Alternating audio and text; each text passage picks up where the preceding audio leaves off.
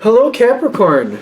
Thank you very much for tuning into this week's read. For the main part of the read, I'm using Tarot Illuminati by Eric C. Dunn. Supportive Oracle cards, the Halloween Oracle by Stacy DeMarco. Yes. Okay. Every now and then I screw up her name. I don't know what's up with that, but there we go.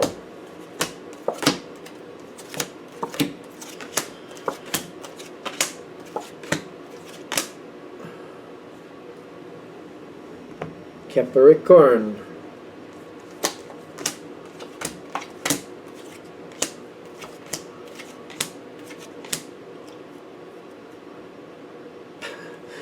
This is going to be one of those where we have to kind of like see where it's going while it's going.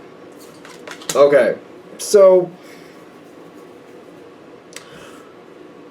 this is one of those situations where it starts out, you both have, whoever you're dealing with a person, I feel like this is a person. It could be a coworker, friend, family member, lover, whatever.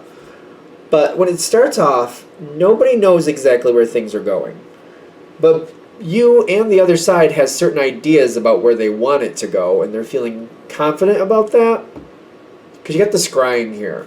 But this is a very curious card because, like, it's kind of like looking into the future, but like not having a clear vision.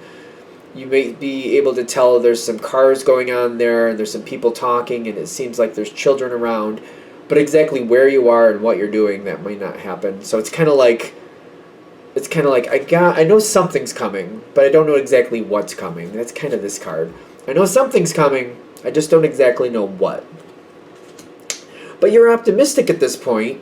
You got the Lover's card with the Princess of Swords, and you're trying to see. This is a card that's like it goes forward, then it kind of absorbs, but then sometimes it's like it kind of goes back and forth between page and night energy. The way it feels for me, she's very smart, and she's kind of like she's very smart and honest. Like, I don't know the whole thing here, I don't know everything going on, but she's like, I try to get information when I can. I try to listen when it's best to listen. Very smart energy. I think of her as very smart. And you got a lot of ideas, but you're keeping them to yourself. This was face down. So you got Songbird, Night Song. Night Song.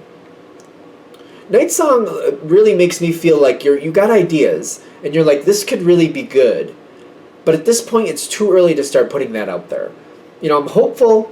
I have some ideas with things I'd like to do, but at this point, it's not the time to put that out there. It's just not the time. And you're like, I'm going to hold that to myself. I'm going to see if I can kind of gear it this way. I'm going to see if I can kind of, direct it over this way. But I'm happy right now, and I got to kind of absorb what's going on. I got to try to direct it that way where I can, but I also have to absorb to see if is it naturally going there anyway. And if it's not, where does it want to go, and what do I think about that with this person? Where's this situation going? Okay.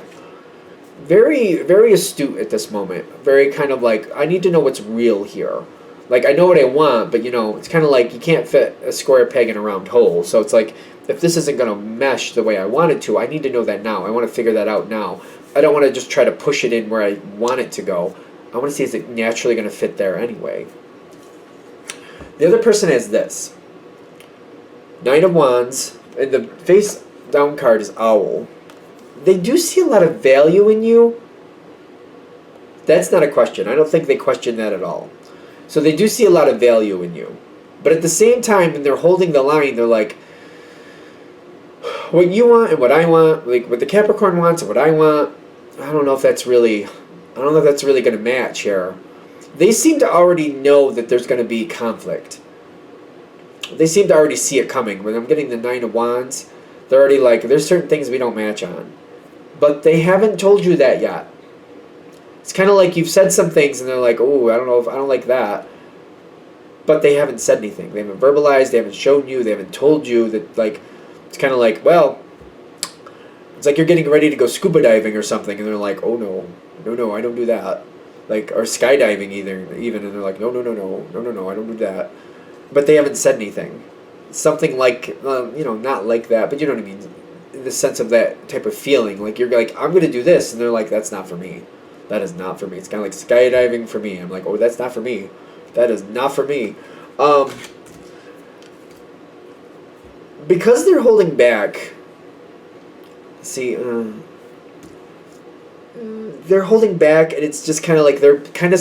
It's almost like they're collecting all the things that the two of you don't agree on, and then they're presenting it all at once. See, I don't. I mean,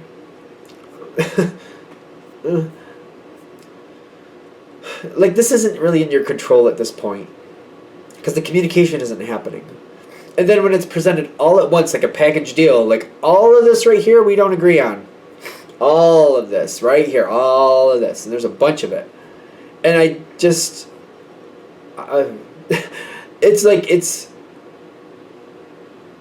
kind of like they've been evaluating and gathering and gathering and gathering, and they're just trying to make sure that they really don't want to do this. And then when they get it all together, they present it to you all at one time. You're like, all these, A to Z here, all these reasons are why I don't want to do this with you. Like they've just like made up their mind that they're not going to do this with you.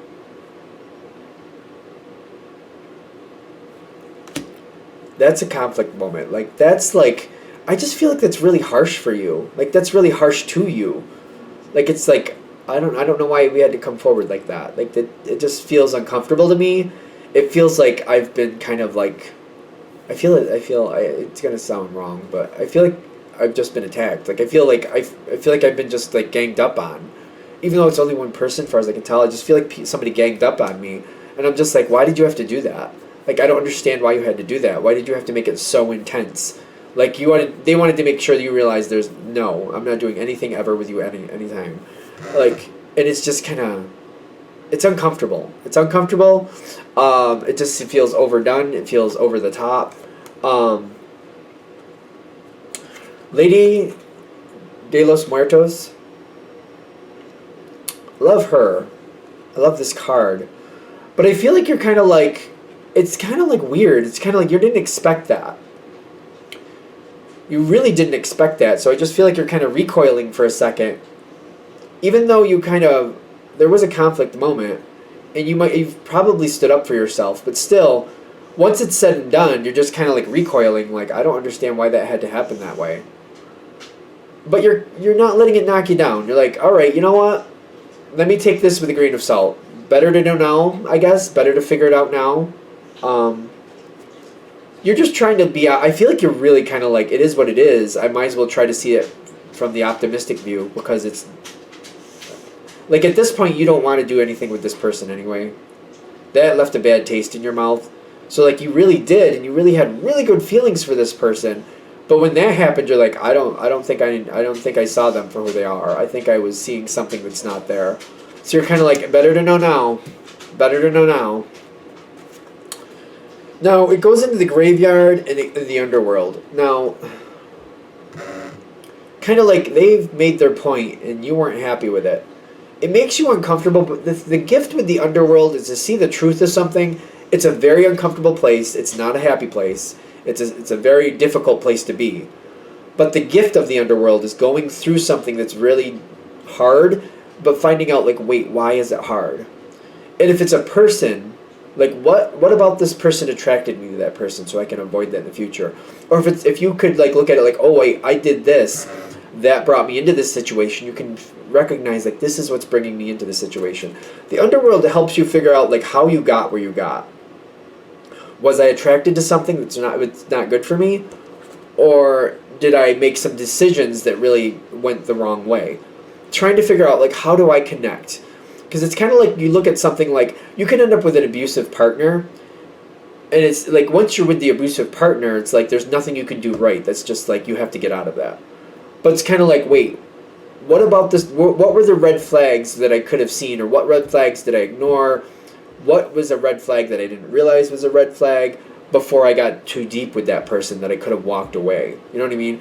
Versus like, all right, this relationship, it became a toxic relationship because we argued all the time. But what did I contribute to that? Did I contribute to that?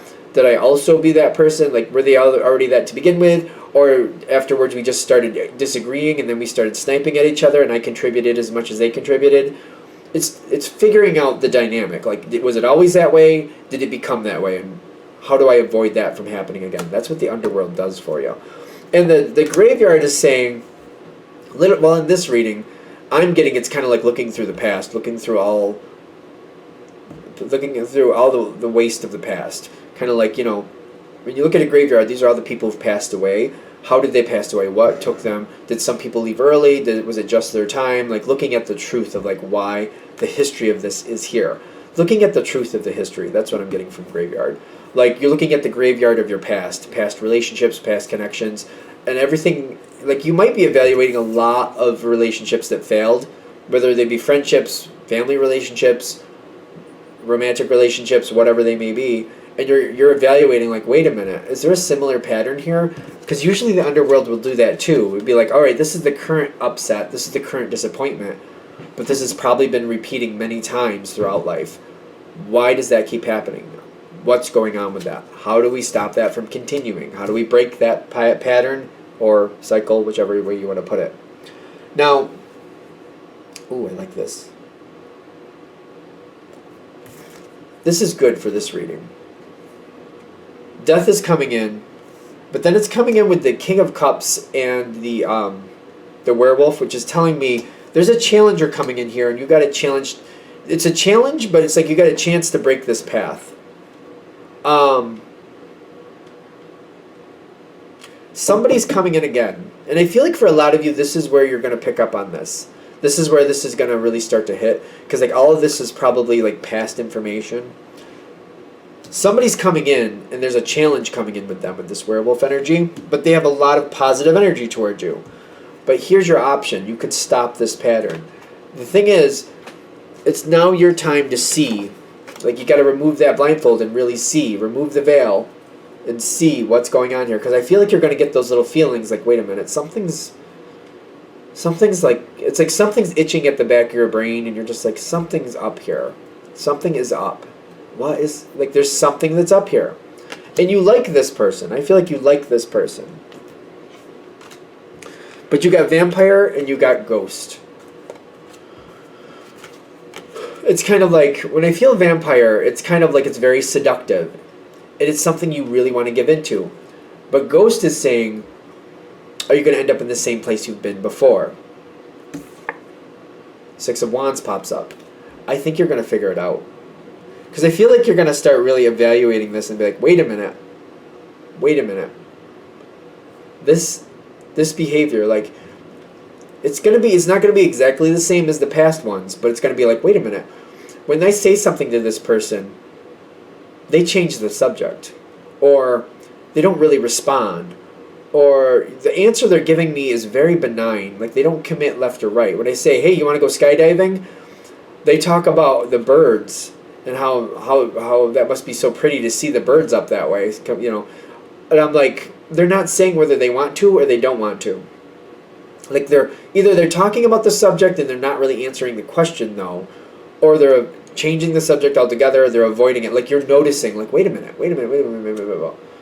I'm starting to notice the red flag, and it's not the first time they've done this, and I'm starting to see they've done this a few times with me. Like, I bring up subjects, and they just kind of smile and nod.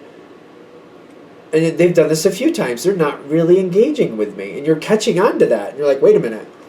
That's your success. Kind of like, wait a minute. This isn't working. But you should be at a point here where it's not too deep. It's just starting to get there. But it's kind of like the universe is saying, here's your cycle. Here's your chance to break this cycle. You see it. Like, you do see it. I don't know if you want to see it, but you do see it. I'm getting... And it's uncomfortable. Like, I'd like to believe better. I'd like to be hopeful. But on the other part, this part of your brain, the back of your brain is saying, hey Capricorn, guess what we're headed for again? We don't want that. We don't want that again. We don't want that. You have to make your choice. You come forward at the end with the Magician and the Two of Wands. You want to gamble it? Earth doesn't usually gamble. And you're gambling it if you keep going with this. Or your other choice is like, all right, we have to have a very serious sit-down conversation. And I need to get these answers. I need to pull this forward now. I need to find a way to pull this forward and find out where this person stands on these situations. Because I think if maybe they're just quiet and they agree and they're just not saying they agree, well, then we need to get that out there and find that out. But if they're being quiet because they don't agree and they're just kind of trying to ignore it, I need to know, because this is going to be a problem at some point. This is your moment to make that choice, kind of like, I can either go along with it and just pretend it's going to be okay and end up with the same situation I've had before, or I can be like, we need to have a sit-down conversation. We need to really go through these things, and I need to find out where this person stands on these issues. Because when you do that, it seems to clear a lot of things up, and you know where you literally stand with this person, and you don't have to wait to this moment where all of a sudden everything blows up at once, and they're like, I was never into this or that or the other thing. Because I feel like that's like a cycle here. For those of you this is going to hit with, of course. All right, I think we're there. I'm going to shut this down here. I hope that helps. Thank you for watching. If you'd like a direct reading from me, shoot me an email, jamesforastral@gmail.com. That's James, the number 4, astral@gmail.com. Thank you.